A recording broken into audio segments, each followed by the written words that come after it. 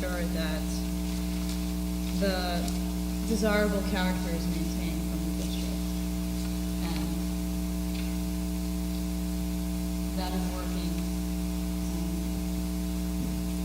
That doesn't feel like the desirable character is being maintained. But you feel that the building shouldn't read falsely either, correct? Read falsely? Yeah. In other words, the use of the building, these windows are reflecting the use of the building, okay?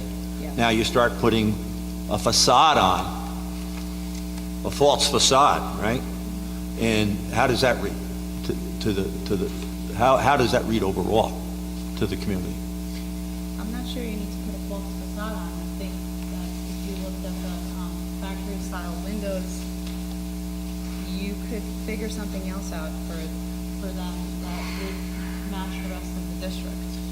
Well, you could call that factory-style windows, or you could just call that multi-light windows. You really can frame it a lot of different ways. They're just windows that have smaller lights in them.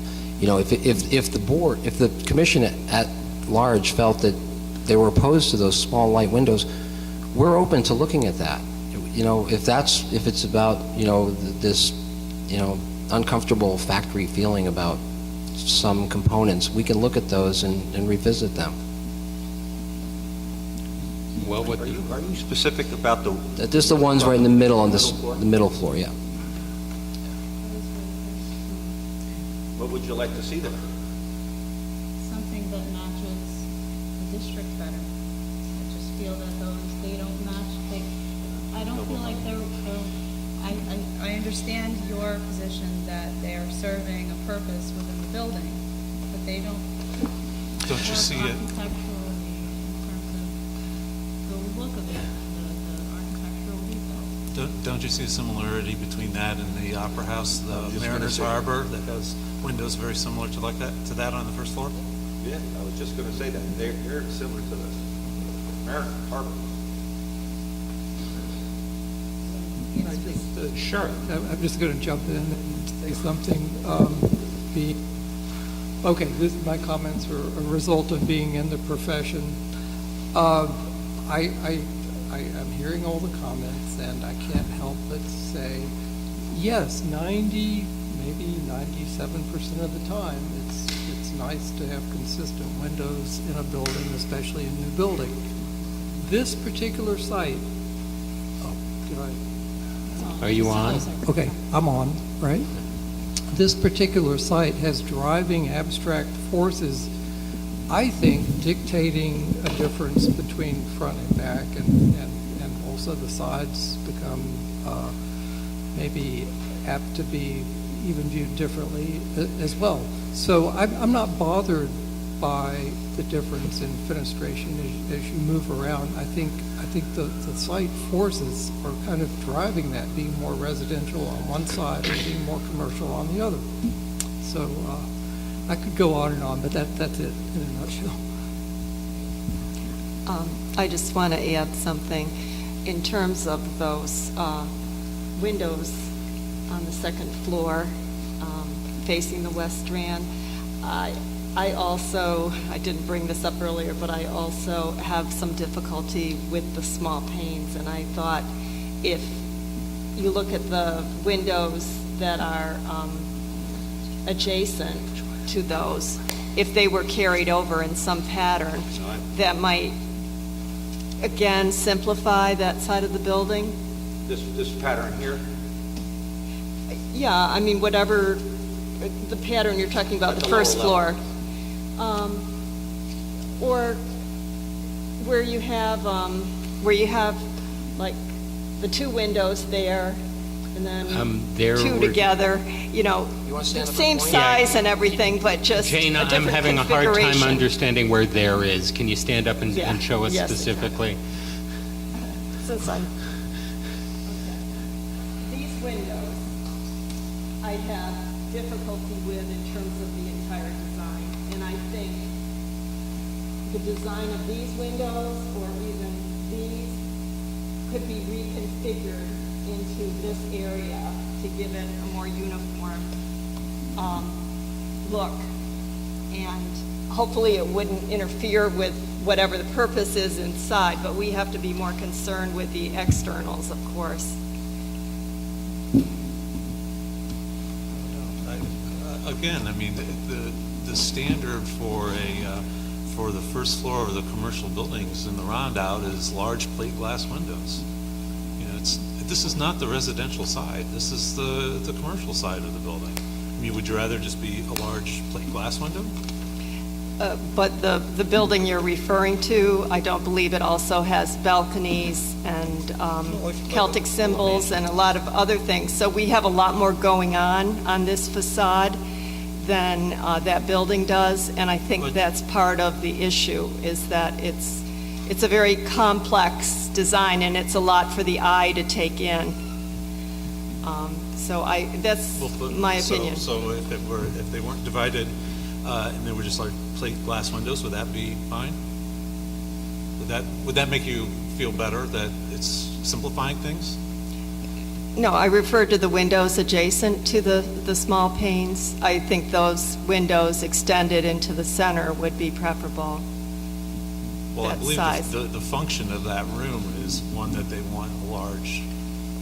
You can talk. Well, you can have two of those windows together. It makes, light as well, or three. Well, what he's referring to is that it's a larger room, and we want to have the sweep. There are some views from that side, and being in that room and having a window assembly that is proportional to the room makes sense, instead of having the more vertical windows. That's why that they're like that. Whether or not we have to have that many multi-light units mulled together, we can revisit that. But there was a conscious decision to have an extended window because of Okay. the function of the room Yeah. and the views. Yeah, well, I think my main problem with it is the multi-light, more than the extension or the expanse of windows. So What's the difference between that and the building in the Italianate Road here with the multi-lights? I mean, that's an existing building at the Strand right next to this, and it's got a very similar window configuration.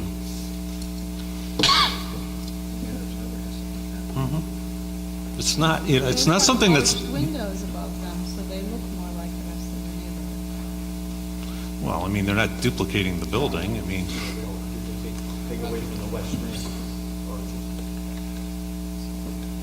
Another thing as well is, you're looking at this at 180, at the same level. You're going to be much further down. The porch comes out, how far? The deck? No, more than that. Which level? The main level. 18 feet at least, isn't it? So it comes out 18 feet, and you have a railing in front of it. So if you're down on the Strand and you look up at it, you're not going to see much of that window. And I think what you're seeing also is that window is so dark, you don't see the red brick. It will blend in with the facade. And when you make those muntins black or dark, which we will, you won't even see them. The idea is they become blanks, okay? They become blanks. So I think you're seeing a lot more than you're actually going to see once it's built. The drawings can't do it total justice on what actually is going to get done. We can only refer to other buildings that we're trying to borrow, design from. Can I ask a question about the cornice? Is that going to be extending throughout the entire side, all the sides, or is it just on the All four one sides. corner? All four sides. Along the entire side of all four sides? All four edges. So that would be a uniting element just on, Yes, on, all four sides.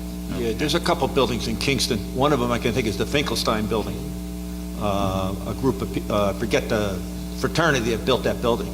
But if you look at the cornice, there's a circle design. It's on Broadway, Thomas Street, Broadway. Come up under the bridge, you take a look at it. And that's part of their symbolism, inside the building. Now, that's just put on there. We're a long way from applying anything on there, onto that frieze.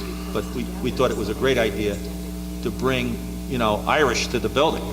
I mean, we've taken it off in every other spot, and people keep asking us, what makes this an Irish building? Or how would you know this is an Irish Cultural Center? So it was an attempt to add something to the building subtly. Okay?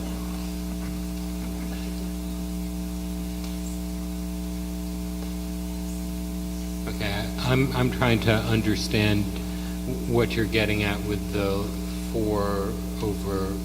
the 4 square windows.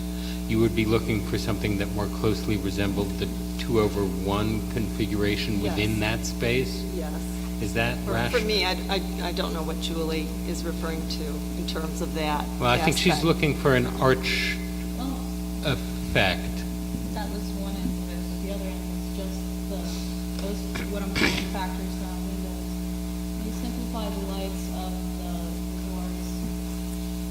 You can simplify that too. I think that that's to make them look more like the surrounding windows, or some other alternatives that exist that would work for your design, that simplify them a little further. Is everyone understanding the nature of the criticism here? Okay. All right. Any other questions back and forth? Anything regarding the east or west elevations which aren't being shown at the moment that someone needs an extra look at?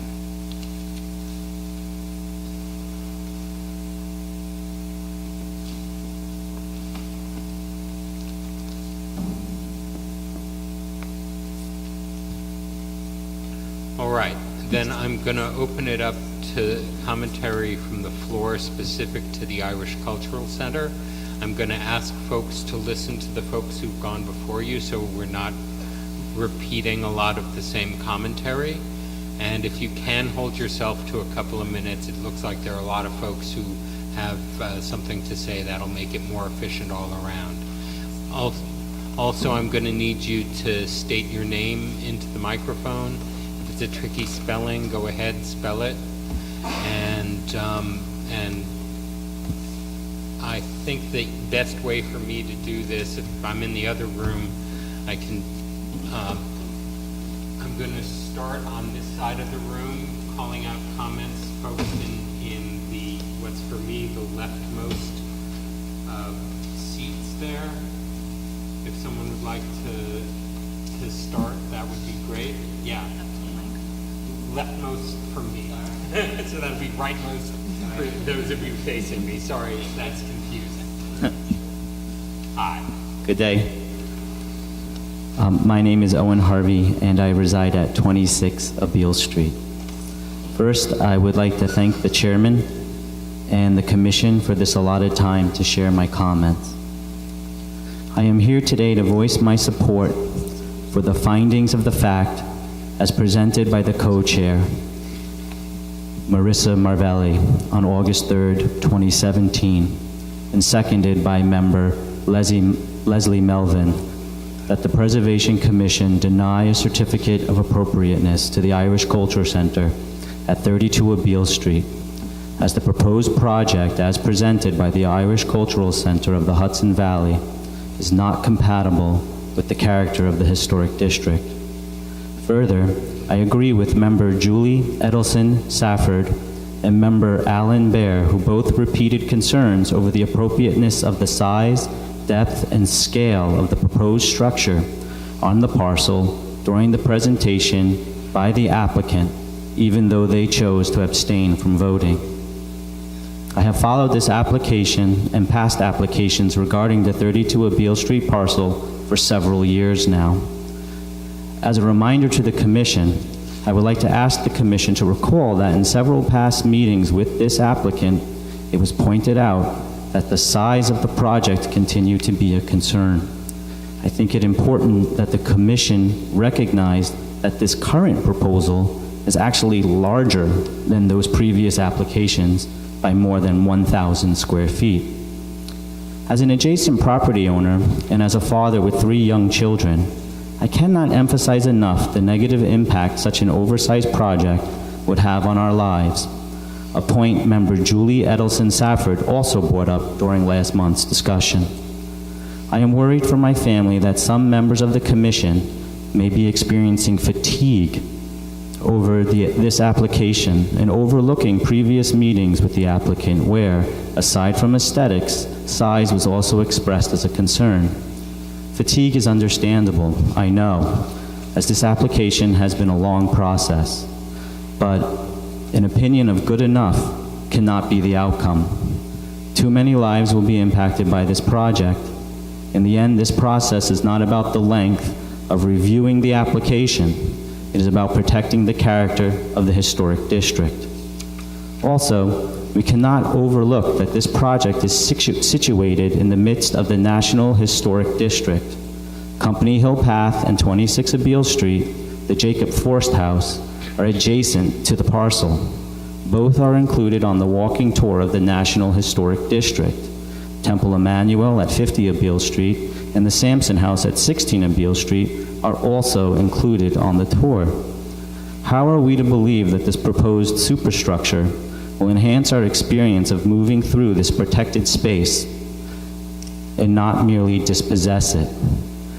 As was pointed out in Member Maravelli's description of her visit to the area last month.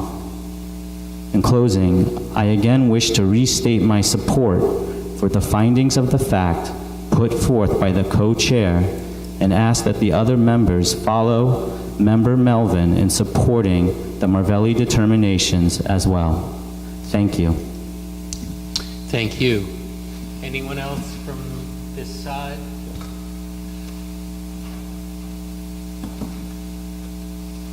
My name is Lynn Woods. I live at 43 Hone Street. I just want to support Owen in all his comments and just say that the building is just too big, and you can talk all day about the windows, the design. I think if it was half the size, maybe it would work in that space. But on either side of that building are houses. And this property was in a residential zone. When the Irish Cultural Center of Hudson Valley bought that property, it was residential. So I think there's a fundamental problem. If this was like on a commercial block in Saratoga Springs or on West Strand, maybe it would work. But I appreciate the care that's going into the design and the care that you're taking to look at it, but I think there's just a fundamental problem. There's been a problem with the process. I think we need a transparent process. I think people coming into Kingston buying property in a residential zone needs to know it's residential. I think when you're going to talk about historic, you have to really talk about, as you have, the specifics in the area and really make a point of matching them, which wasn't done initially. It's been 2 years of reviews because that wasn't done.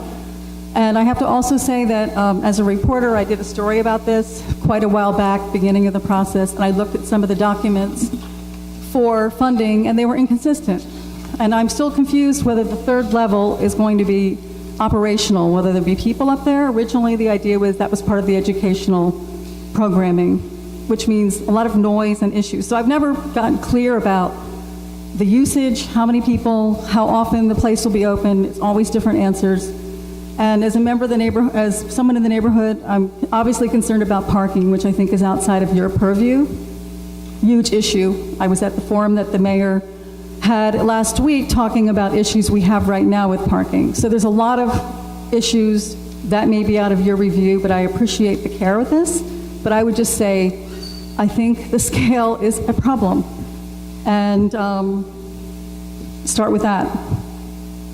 Thank you. Anyone else on what's for me the leftmost, what's for you the rightmost line of benches?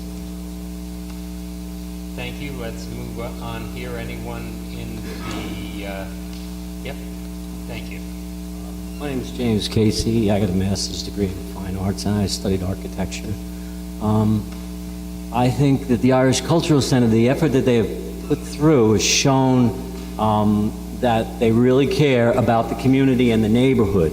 And it seems to me that someone's feelings should not come into play in, causing a decision if the decision is based on what your ground rules are. Now, kind of understand there may not be exactly ground rules, so, trying to be objective and subjective, and a lot of issues being brought up that have nothing to do what you are here today to decide on, which take away from the idea. The Irish Cultural Center will be a tremendous improvement and contribution to the society in a place where, if it wasn't for the Irish, it wouldn't be built there. I mean, it was on the backs. It's called Little Dublin. And yes, it is a special use building. It's an Irish Cultural Center. It is not going to be a furniture store. It's not going to be an apartment building. So the fact that you're talking that, you know, it would make me feel better. I mean, we're not designing a living room. We're designing a living building for people that's going to have a great impact and a very positive impact on the Hudson Valley. And I just feel that, you know, there's like an underlying current that it's a positive thing. There's no need for, you know, being afraid of us. What we're going to do. It's a great thing, and I appreciate all the effort that you all put into it, and I hope you make the right decision and proper decision, and thank you. Thank you. Anyone else in this row? In back? Thank you. Hi. You need to give your name for the record. My name is Tanya Garment. I live on Worcester Street. I wanted to make my own comments, but I also wanted to first pass on a comment from somebody who wasn't able to stay this long. Chester A. Elliott of Spring Street. He wrote, "I believe that even the revised plans are too large and will stand out from the historic street, and that the cultural center will harm the architectural culture of Kingston." Do you have that in writing? Would you like to hand that to us? And no, it's a text he wrote to me while we were sitting here. Thank you.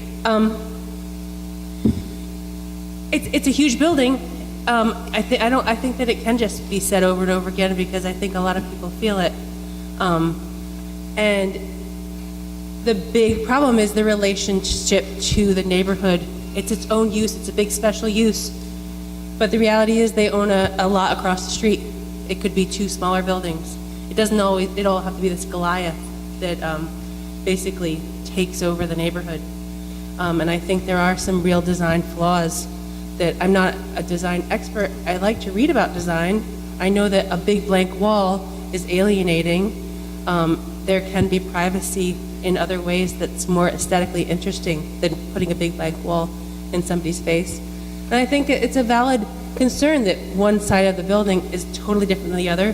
Looking towards the future, don't we want this to be seen as a building that's well designed? And it's choppy if it's one side is one thing, one is another. So I don't think that that's an absurd idea. My least favorite part about it is those big things on the top.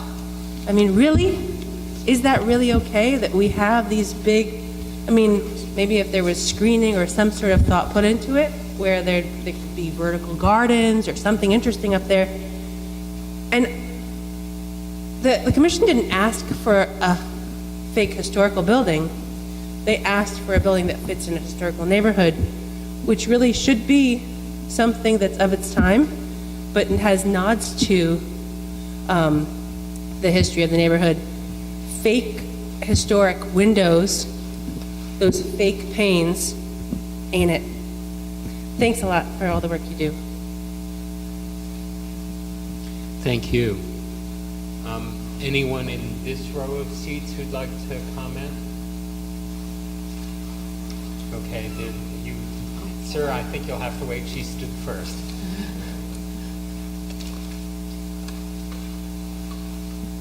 My name is Pat Colossi. I live at 59 Andrews Street. I think we not only have a unique building here, but a unique situation. We're trying to create a building that looks historic, and yet, of course, it can't be because it's going to be brand new. Where I live, I bought my house. I wanted a house with character and charm, and it has the beautiful I don't even know what you would call it. I'm not an architect, but it's old and quaint and charming. Right behind me is the Myron J. Michael building, which I love. It's beautiful. It has charm and character. And we're tearing it down. And in its place, I don't know if anyone has seen the building that's been put up there. It's sinful. It's shameful. And if you haven't seen it, you should look at it. I know that there's not much that we can do about that. But the other point that I would like to make is when the Irish Cultural Center, or the ICC, purchased that property, that was the use it was purchased for. We, got an okay to go ahead with this process. It's been a long time. Everybody's bent over backwards, done whatever we could to get to this place. And I don't know how many times you can argue the same thing. When the neighbors moved in there, they knew that the Irish Cultural Center was going to be built there. In fact, they supported it until they moved in there. And they lived in Woodstock. There was a problem with Ruffco. It's like there's always going to be someone with a problem. But we have a right to this building, to our culture, in the historic part of the city that we offer so many different venues, and it's just sad to me. And as far as the windows, my windows in the front of my house are different than the windows than the side of my house. You can't have picture windows all over every room. It's just, you have to work with size, what works for the building, and I think that we've brought it all together the best that we can. I thank you for your time. I hope that you appreciate how much has gone into all this work, how much money, and we want to build. And we've already had the arguments about parking. Tonight's not about that, it's about this building. And I think we can all make it work. Thank you very much. And thank you. Sir?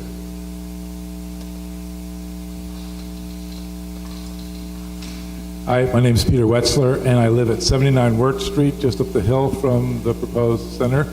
And, I'm baffled a little bit because I'm listening to your arguments about historic compatibility and the Rondout. I just want to talk a little bit about the soul of the Rondout, because that's kind of what drew us to this neighborhood. We're invested. We love this neighborhood. When we heard that the Irish Cultural Center was coming, we were like, yeah, this sounds fantastic. This would be a great addition to the neighborhood. But then when the size of the center came up, we were like, what? That doesn't sound like a cultural, educational, small, boutique-y, interesting addition to the neighborhood. It sounded like something like, because we all live here, so the people that live in the neighborhood, we enjoy the Huli and we enjoy 4th of July. But part of the enjoyment of that is knowing that the next day we're getting back to our quiet neighborhood, our peaceful, beautiful neighborhood. So to have a large, it's the size, it's not the windows. Brad, I think your design is really cool. I was imagining going down the Rondout and looking at it and thinking, that's kind of cool, So the design is not the problem, because when you think about the meatpacking plant, which is torn down, when you think about the hodgepodge of what happened when we had an extraordinary Rondout city, and half of it was torn down, more than half of it was torn down. So those condos there, those aren't historic anything. Those are ugly. We have a beautiful section that the ICC is a part of, so it's like, what can we do? What can you do there? I strongly urge you to make it smaller. I would love to see it there. I would love to see it be a part of the community and not a part of the community that we're just like reeling from because it's bringing a huge number of people all the time to our quiet, peaceful neighborhood. Thank you. And thank you. Anyone else from this section?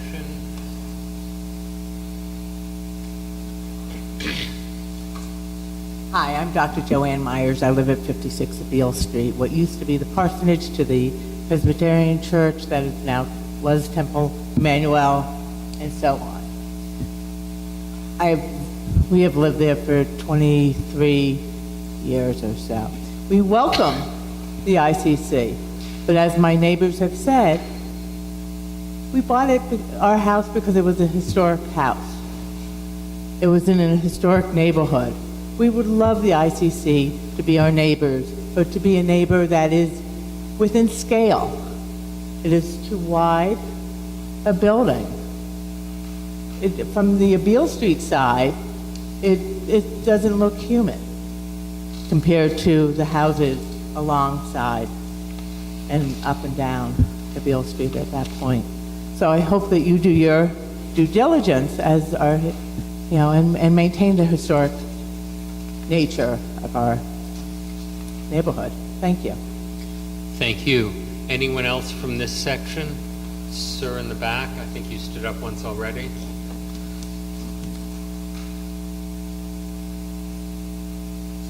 My name is Tom Hoffe, and first of all, I want to thank you for the work and the hours that you put into this, and I think it's an amazing process, and I've seen a lot of discussion and a lot of compromise, and I give plaudits to the ICC for keep coming back, and they're not going to go away. I don't think they're going to go away. So, for 6 years, I was the alderman of the Uptown Historic District, and saw the contrast between commercial buildings on Wall Street that were 19th century buildings, and you go one block over and you have, 18th century and even 17th century buildings.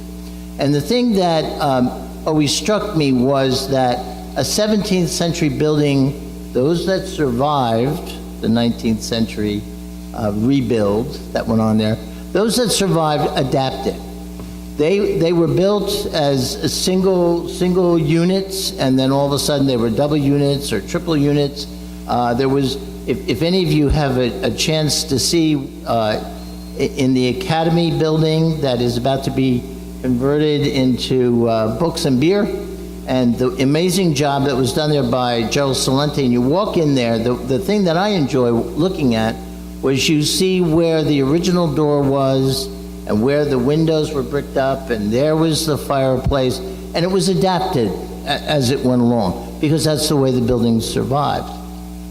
As far as compatibility is concerned, and size is concerned, you have the Uptown Historic District, and then you have the Old Dutch Church, which is mammoth, and sitting right in the middle of it, and of course you have St. Joseph's across the street, and you have a school that goes further down the street, and you have blocks of commercial, and you have every type of architecture represented over many centuries.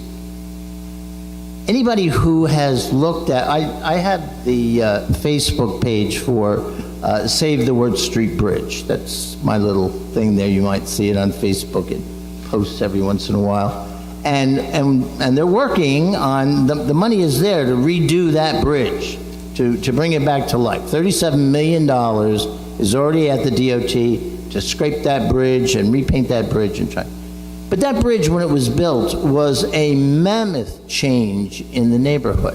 And one of the things that it changed was the D&H Canal Paymaster's house, because it was right up the street where that bridge went through. And so we've posted pictures on the Facebook page of the D&H Paymaster's house and got a chance to look at it.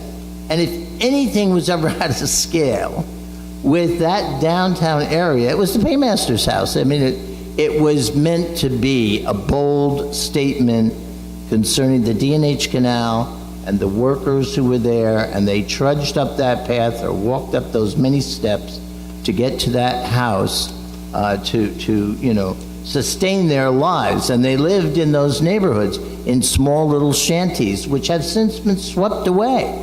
And in front of the caves, you had houses that were built right into the side of the mountain, and when they did urban renewal, they found cars and bodies and everything else in those caves that had been buried in the back. The neighborhood has got to be a living, breathing, adaptable neighborhood. It's got to be able to accommodate larger projects. It's got to be able to accommodate residential and business. It's got to be able to accommodate different styles of architecture, and even within those styles, there has got to be an adaptability of where the doors are and where the windows are that meets the function of the building. So when you're Old Dutch and you just moved there and you had one room and you slept above it in the loft, and then all of a sudden you had a business and you opened another room and you added on and you changed the door, that's the kind of thing that's got to go on in any neighborhood. Even the most historic structures change and are adaptable, and our neighborhoods change, and the people uptown who have lived in those side streets for years are now welcoming a whole new population coming to Kingston who are investing and changing, and now we're having hotels and we're having other things in those historic buildings. So I ask you please to be flexible, to support the ICC in their efforts, to invest in the neighborhood, to keep the neighborhood living, growing, changing, and adapting to a whole new 21st century. Thank you.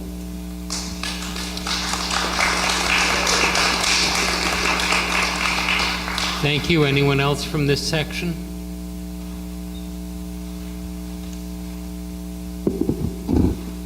Hi, can you hear me? I would just like to express my gratitude to the members of this board who have acknowledged that this project is just too big to conform to the historic character of the surrounding buildings. We, the residents and business owners who live and work in the Rondout area, truly appreciate your recognition of these values, and we hope that you will deny the project or table the application so that the ICC can return with a considerably more appropriately sized design. Thank you. I'm sorry, I didn't catch your name. Oh, I'm sorry. Judith Emily, 26 Abele. Thank you. Thank you. Emily, I believe. Anyone else in this section, please? Hi, I'm Barbara Scott. I live at 66 Spruce Street, which is also in the Rondout. And I too just wanted to reiterate, it's the size. It's not that it's an Irish cultural center. It's not that it's mixed use. I would love to have investment in the neighborhood. It's none of those are the issue. It's simply the size. Thank you. Thank you. Anyone else from this section?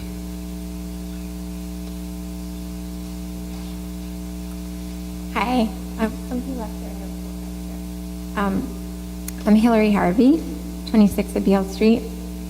I just wanted to, speaking on behalf of a lot of the people from our neighborhood, you've seen a lot of the people from our neighborhood, but there are also others who couldn't come. And just speaking on behalf of our neighborhood collective, we wanted to thank the commission for your time and your work on this. And also to the developers for their efforts to try to amend the project in response to the comments. I join Peter in asking you to make the project smaller. As everyone from the neighborhood has asked tonight and previously over the past 2 years. The main point that the 4 commissioners made at the last month's meeting when they said that the project was too wide, too deep, it was taking up as much space as it possibly could. I noticed that in the changes that were made in response to the commission that the size was not addressed. Those concerns were not addressed. I personally object to the industrial commercial look of the east and west facades. Those would be, as Owen said, those would be facing historic homes in the neighborhood, which are on the walking tour. And as Tanya said, they're big, blank, alienating walls. So forgive me if I'm telling you something that you already know, but a couple of us did some research. I know that the porches were talked about a lot at the last meeting. We found no case in the Rondout that has a 3rd floor porch with a full porch. Covered porches are on the 1st floor. Open porches are on the 2nd floor. There's no porches on the 3rd floor. We measured our own porches, and they are no deeper than 8 feet. This one, I think they're 12 and 18 feet in depth. And it also seems that this was the standard because the D&H Canal office building, which is shown in the Sanborn maps, which I think you probably have seen before, but we did a little photoshopping around so that if you put the D&H Canal office building on the ICC property, you could see that it would be roughly 3 times, it would require roughly 3 D&H Canal buildings to be the same size as what the ICC proposes to take up. And I actually have that picture that Tom Hoffe referred to. So you can see that the D&H Canal building is right here. This is a drawing, of course, and you have to accommodate for the porches and just think about the actual building. So when you compare that, you can see that on the Sanborn map, the D&H Canal office building was not larger than the Emmanuel, the synagogue that it's in front of. And you can see that it also didn't dominate because there were other churches which are no longer there. And you can also see the Irish Cultural Center property, which is here with residential homes, which do, see this one right here where my pointer finger? So you can see that it also obeyed the setbacks. It didn't, you can see that there's an outlet from the building that my neighbor Dina has right now onto Company Hill Path, but there were none on the old buildings that were on the Irish Cultural Center site. They were residential. And actually, the D&H Canal Office Foundation is still there. You can see it and you can measure it. There's steps. We took pictures of it. So I don't know if it's in your purview or if it could be helpful in the process, but you could potentially have a site visit since it is such an important part of justifying the size of this building. You could actually go to it and look at it. You could look at it. It would also tell you, I know that Mr. Davies was talking about being able to see the different sides of the buildings. So if you actually went to the site, you could see the west elevation as well as the south elevation at the same time from Company Hill Path. You can see the north elevation and the east elevation from Beale Street and the sidewalk. You could also see the west elevation and the north elevation from Beale Street and the sidewalk as well on those walking tours especially. And I just also wanted to say one other thing about the other agencies that were brought up earlier. They were saying that they have gone through this process with all the other agencies. So the Ulster County Planning Board did say it was too large. The Heritage Area Commission also said it was too large. SHPO also said it was too large. So I don't know how that works in the process because those agencies haven't reported again as saying that it's okay now. But just to remind you that it's still larger. It's still too large. Sorry. So I just wanted to say that I support those commissioners who felt that it was too large, and I really ask you to continue your work. You're doing a wonderful job, and we really, really appreciate all the effort that you've been putting into this. I don't know if these materials would help you if you'd like them. If you'd like to submit them, we'll take them. Anyone else in this section? Anyone in the section to my right who would like to address this? Let me make sure I'm not missing somebody behind there. Okay. Thank you. We'll, seeing no one else who's interested in speaking, I'll declare that portion closed. Does anyone on the board have additional questions for the applicant based on what we just heard?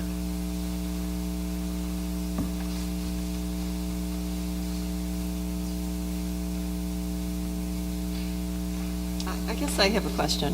Have you given any consideration to decreasing the size? as was just brought up, it was suggested by several of the commissions who reviewed the project, and I wondered if you had given consideration to that? Well, as I noted in my opening statement, we did remove some area, but not too much to disrupt the core functions of the cultural center. There's educational, there's the restaurant, there's the theater. There's a very rich program that the ICC has planned for the cultural center, and we reduced it as much as we could. And as I also pointed out, as of right on this property, this commercially zoned property, it's not residential, it's in the West Strand sub-area, the applicant, the property owner has a right to build from lot line to lot line, and we're not doing that either. So this building, as opposed to being how it's designed now at 83 feet in length, could really be over 100 feet in length, in width, rather. So unless there's a rethinking of the program, which has been established for quite some time now, I don't see that we can start, cutting into the bone of how this cultural center would function. Yeah, let me comment on that a little bit. The vision for this cultural center came about in 2010. This is not new, and we did a lot of research by visiting other cultural centers and numerous cultural. That was over a 2-year period, and we also visited many theaters in New York. And it's like a church, right? You build a church, based on what? Based on the congregation, based on the needs. So we have a program set up, programs that are requested from us or desirable, and so we designed around that, and that's how we came to this design. And this design hasn't changed. I mean, I keep repeating that the neighbors and others have said that it was smaller or this and that. No, it was the same size. Hasn't changed at all. And so it's based on our needs. It's not like we want to build something just to build it, right? It's very expensive to build this building. This is not a cheap building. It's brick, it's stone. We're using all the native materials. Why aren't buildings built out of this? Because it's very, very, very expensive. And we're willing to do that. We're willing to do a lot to build that Company Hill Path wall. We're doing a tremendous amount of work in that area to improve that area. When we first came down there, nobody was down there. That Company Hill Path Park that you now can see on top of the hill was overgrown completely.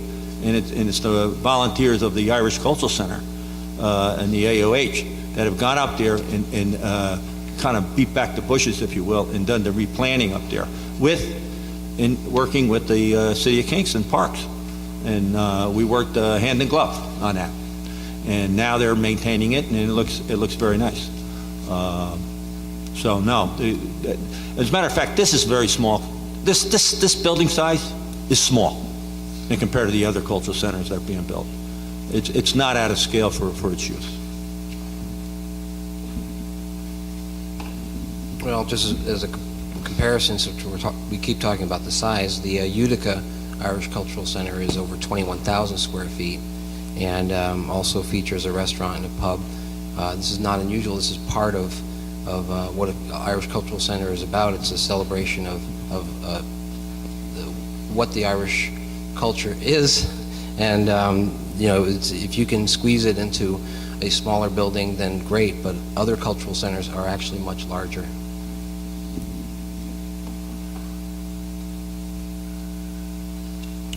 Okay. Any other questions for the applicant?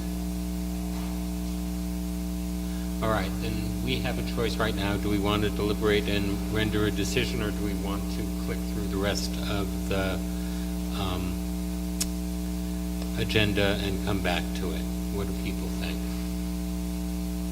I think there are some folks who've been very patient that have been listening to this with some interest, but I know that there's at least 3 new applications, and I know that we've held a lot of folks with questions about art here as well. What is the commission's pleasure on that? Shall we press ahead on this application and then move on?